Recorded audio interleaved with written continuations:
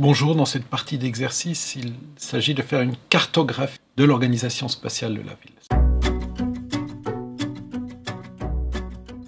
Ça veut dire quoi? Ça veut dire que dans une ville, on va trouver un centre-ville, des périphéries, on va trouver des zones vertes, des choses comme ça, et une sorte de structure qui va être appuyée par les grandes infrastructures.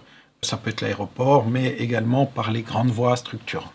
L'idée là derrière, c'est à travers un fond de plan de la ville, directement sur papier ou directement, si vous maîtrisez les outils de dessin, vous pouvez utiliser directement sous format digital. Mais l'idée, c'est d'avoir une sorte de schéma d'organisation spatiale pour qu'on comprenne comment la ville, à travers sa morphologie, à travers un site où il y a tout d'un coup un fleuve, où il y a des collines, des choses comme ça, comment la ville est organisée entre ces quartiers périphériques et ces quartiers centraux, entre ces zones administratives et ces grands équipements. Donc là encore, ne vous inquiétez pas, on aura toute une série d'exemples qui seront là pour montrer un petit peu cette caractérisation. Le but n'est pas d'avoir un schéma très précis, mais au contraire quelques esquisses comme ça qui nous permettent de voir comment se construit, ou comment plutôt s'est construit cette ville en cours de route à travers les décennies, et de pouvoir ensuite, avec d'autres villes, pour voir les grandes différences entre vos différents exercices. Voilà,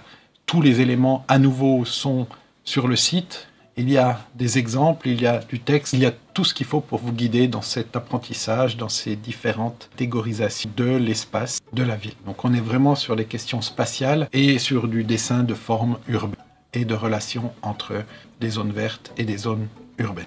Je m'arrête là, je vous donne rendez-vous pour la partie suivante de notre exercice en vous souhaitant un très bon exercice et je me réjouis de voir les différents résultats de vos exercices.